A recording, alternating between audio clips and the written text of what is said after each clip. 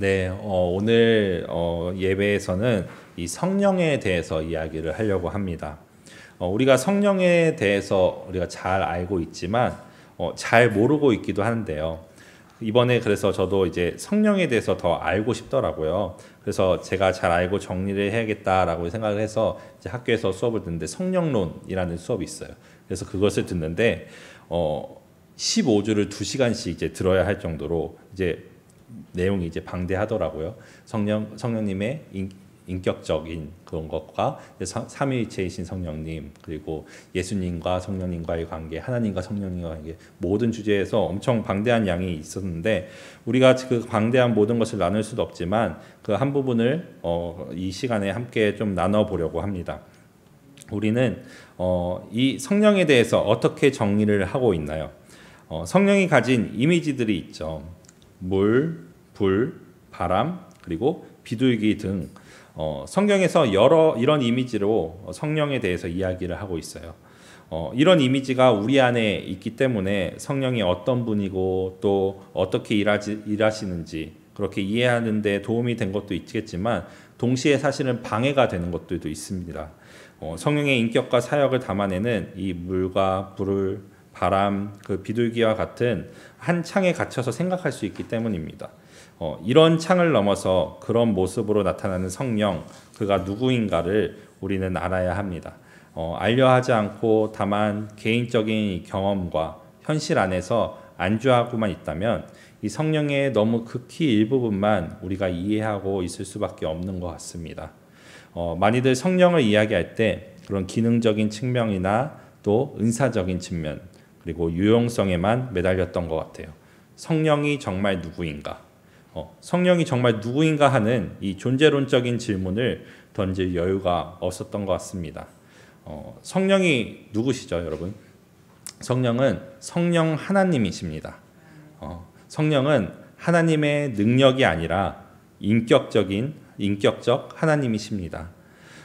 삼위의 하나님이 구원 사역에 동등하게 참여하신 분이 성령이셔요. 창세기 1장 2절에서도 나오거든요. 하나님의 영은 수면 위에 운행하시니라 이렇게 이야기를 하는데 여기서 나오는 영이 루아흐라고 하는 이 성령을 의미하기도 합니다. 또 사도행전 5장 3절에서 4절을 보면요. 어찌하여 성령을 속이느냐 이렇게 하면서 사람에게 거짓말을 하는 것이 아니라 하나님께로다 이렇게 말하거든요. 하나님과 동등된 관계로서 이 성령이 역사하신다라는 것을 성경에서는 수없이 이야기를 하고 있습니다. 예수님과도 깊이 관계하고 계시죠. 예수님께서 이 땅에 오실 때 성령으로 잉태되었다라고 이렇게 마태복음에 나오고 있습니다. 세례 요한에게 세례를 받을 때도 성령이 비둘기같이 임하였다고 이야기를 하고 있습니다. 그리고 가장 큰 축복은 이런 성령이 우리 안에 오신 것입니다. 오늘 말씀은 예수님께서 우리에게 성령을 보내신 것을 약속하는 장면이에요. 우리가 이 말씀을 묵상하며 우리에게 얼마나 큰 축복이 주어졌는지 또 알고 감사하는 이 시간이 되었으면 좋겠습니다. 우리가 함께 읽은 이 요한복음 14장은 예수님께서 십자가를 지시기 전날 밤 제자들과 이제 마지막으로 식사하시던 자리에서 하신 말씀인데요. 예수님은 제자들에게 내가 곧 떠나게 될 것이다 라고 이렇게 말씀하셨어요. 그 말을 들은 제자들의 마음은 큰 근심과 또 두려움으로 가득 찼을 것 같습니다.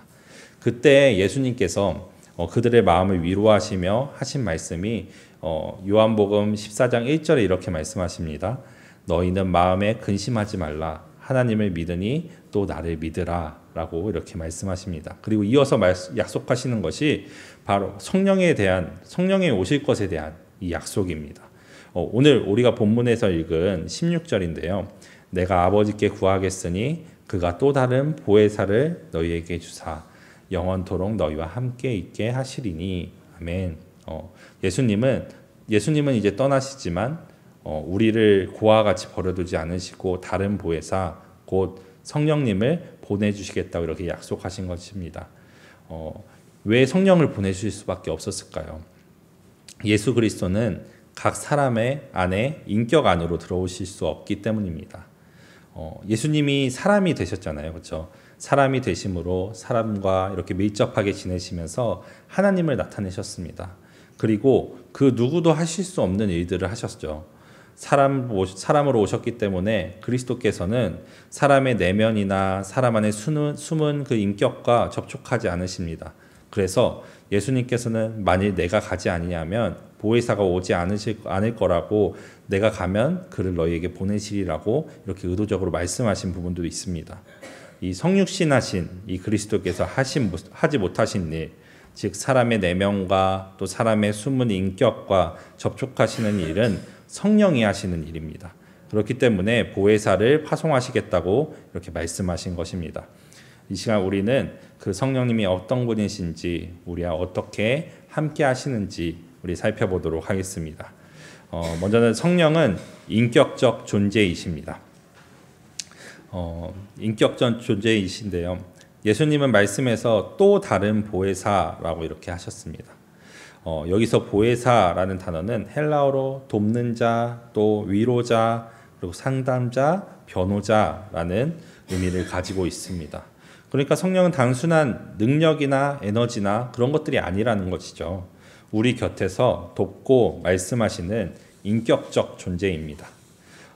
성경은 성령님께서 인격적 존재라는 것을 많이 나타내고 있는데요. 사도행전 13장 2절에 보면요, 성령이 이르시되라고 이렇게 시작하는 부분이 있거든요. 성령께서 말씀을 하시는 거죠. 또 로마서 8장 27절에는 마음을 살피시는 이가 성령의 생각을 아시나니 이는 성령이 하나님의 뜻대로 성도를 위하여 간구하시느니라, 이렇게 말씀을 하십니다. 성령이 생각을 하시고 또 하나님의 뜻을 아신다라는 이야기입니다. 그리고 에베소서 4장 30절에는 하나님의 성령을 근심하게 하지 말라라고 이렇게 말씀을 하고 있어요. 성령은 근심하실 수 있는 분입니다. 그렇기 때문에 성령은 그것이 아니라 그분이십니다. 우리는 종종 성령을 어떤 신비한 힘 아니면 감정의 고조로만 생각할 때가 있습니다. 하지만 성령님은 살아계신 하나님, 예수의 영, 인격적 존재이십니다. 여러분은 성령님을 능력으로만 알고 있나요? 아니면 인격적으로 만나고 계신가요? 성령님은 우리의 기도를 들으시고 또 우리의 말에 응답하시며 또 우리의 마음을 감찰하시는 분입니다. 또한 성령님은 인격적인 분이시기 때문에 더럽고 혼잡한 마음에 머물기를 원치 않으시겠죠. 성령을 근심하게 하는 죄를 멀리하고 깨끗한 심령으로 성령을 모셔야겠습니다. 우리 몸이 깨끗한 하나님의 성전이 되도록 노력을 해야겠습니다. 그리고 또 성령은 우리 안에 거하시는 진리의 영이십니다. 예수님은 17절에 이렇게 말씀하십니다. 그는 너희와 함께 거하시며 또 너희 속에 계시겠음이라. 여기서 주목할 표현은 너희와 함께 거하시며 너희 속에 계시니라 라는 것입니다. 구약 시대에는 성령이 특정한 사람들에게 임시적으로 임했습니다. 사사나 선지자, 이런 왕에게만 이렇게 임했었는데요. 이제는 예수님을 믿는 모든 사람 안에 성령께서 영원히 내주하신다라고 이렇게 약속하신 것입니다. 성령은 단지 곁에 계신 분이 아니라 우리 안에 거하시는 분입니다. 이것이 정말 놀라운 특권이자 축복입니다. 오늘 새벽에도 잠깐 이야기를 했었는데요. 하나님께서는 이스라엘 백성들을 택하셔서 이들을 통해서 하나님께서 영광 받으시기를 원하셨습니다. 그런데 이스라엘 백성들은 그 언약을 지키지 못했죠. 언약을 지키며 살기에는 세상의 유혹을 이기지 못했습니다. 사람의 힘으로는 이 높은 수준의 이 언약을 따라 살기 힘들었던 것이죠. 하나님께서는 이런 우리를 포기하지 않으셨어요. 사랑하셔서 아들을 보내시고 그를 통해 구원의 길을 열어주시고 또 죄짓지 않고 주님을 닮아 살아갈 수 있도록 그 언약을 지킬 수 있는 방법을 주십니다. 그것이 바로 십자가 사건이죠. 십자가는 한 사람의 죄를 향한 하나님의 심판의 사건이면서 또 사람의 구원을 향한 하나님의 용서의 사건이기도 합니다. 예수님께서는 인간의 죄를 대신하고 대표하셔서 이 십자가를 지셨어요. 이것은 사람의 죄를 대신해서 심판을 받음으로 사람의 죄가 그분 안에서 용서를 받을 수 있는 길이 열렸다는 거예요. 그리고 그 삶을 살아갈 수 있도록 우리 안에 거하시는 보혜사 성령을 보내주십니다. 성령께서 내주하시는 거예요. 이것이 얼마나 큰 축복인가요? 내주하시는 성령은 우리 안에서 두 가지 방향으로 일하고 계십니다. 하나는 하나님의 넘치는 사랑을 그리스도인의 마음에 부으시며 하나님을 아버지로 경험하게 하시는 것입니다. 또 다른 하나는 인간의 내면에서 끈질기게 활동하려는 이 죄악된 성향과 다투는 삶을 살아가도록 하십니다. 따라서 거듭나게 하시고 깨닫게 하시고 죄를 책망하셔요. 다만 알아야 할 것은 성령님이 내 안에 둘 수 있는 것이 아니라 초월하시는 분이라는 것입니다. 성령께서는 내 안에 영원히 사십니다. 성령이 우리 안에 오신 것은 선물입니다. 성령님은 인격적인 존재이시고 또 내 안에 계신 성령님을 통해서 어떻게 나아가실 수 있는지 우리는 끊임없이 물어가야 합니다. 다음으로 넘어가면요. 성령은 가르치시고 기억나게 하시는 스승이십니다. 예수님이 26절에 이렇게 말씀하십니다. 보혜사 곧 아버지께서 내 이름으로 보내실 성령 그가 너희에게 모든 것을 가르치시고 내가 너희에게 말한 모든 것을 생각나게 하시리라. 아멘. 성령님은 가르치시는 영입니다. 우리가 말씀을 읽을 때 깨달음을 주시고 또 설교를 들을 때 마음이 움직이시는 분이 바로 성령님이십니다. 성령님은 말씀을 단순한 지식으로 끝나게 하지 않으시고 삶 속에서 살아 움직이게 하시는 것입니다. 사실 저는 이제 저를 잘 믿지를 못하는데요. 오늘 아내랑도 오전에 조금 나눴었는데 새벽 예배 때 이제 성도님들이 많이 오시고 또 이제 제가 말씀을 선포하면서 제가 뭐라고 이렇게 말씀을 선포하는데 성도님들이 많이 들으실까라는 것들을 좀 묵상하면서 아내랑 얘기했을 때 하나님께서 말씀으로 성도님들 안에서 역사하시는 것들을 많이 느끼고 또 그것을 위해서 더욱더 간절히 기도하게 되는 되는 것 같습니다.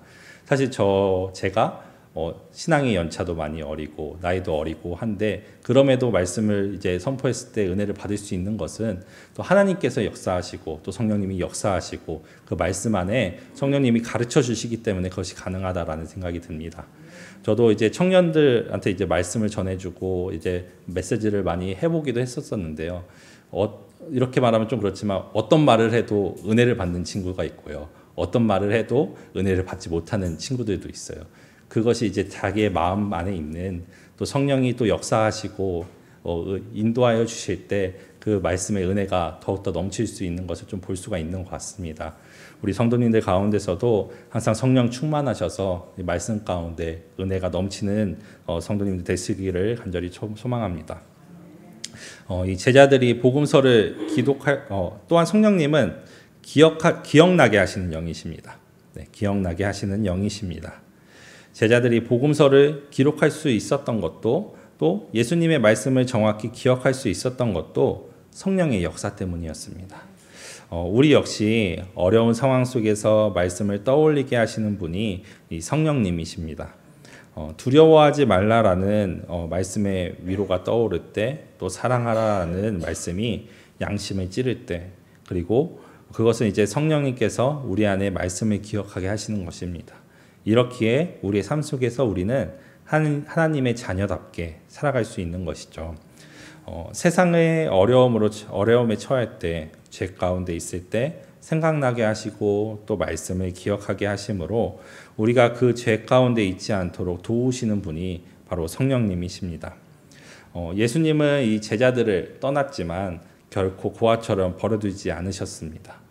성령님을 보내셔서 항상 우리와 함께 하신다라고 이렇게 약속을 하셨어요. 성령님은 인격적인 하나님, 또 우리 안에 거하시는 진리의 영, 또 이제 가르치시고 생각나게 하시는 그 스승이십니다.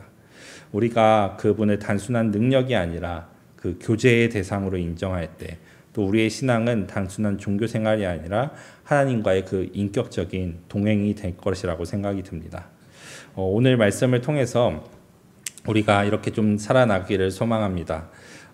성령님을 인격적으로 인정하고 또 성령님과의 그 교제를 회복하면서 성령 충만을 사모하는 것입니다. 성령 충만은 특별한 체험이 아니라 날마다 자신을 비우고 또 주님께 순종할 때 오는 것입니다. 성령님 오늘 제 안에 거하셔서 진리로 인도하시고 또 주님의 말씀을 깨닫게 하시며 또 주님과 동행하는 삶을 살게 하소서. 이렇게 날마다 성령 안에서 교제하며 살아가는 우리 성도님들이 되시기를 소망합니다. 우리 함께 또 기도하기를 원합니다. 오늘 성령에 대해서 나누었습니다. 짧지만 우리에게 너무나도 큰 축복처럼 주신 이 성령을 알게 하시니 감사하는 기도를 드렸으면 좋겠습니다. 또한 내가 그동안 성령에 대해서 너무 무지하고 살았다면 그것에 대해서 회개하며 성령 하나님을 더욱더 알아가길 원한다고 고백하는 시간이 되었으면 좋겠습니다. 그리고 날마다 성령 하나님과 동행하며 기쁨을 누리는 삶을 살게 해달라고 이 시간 함께 기도하며 나아가겠습니다. 기도하겠습니다.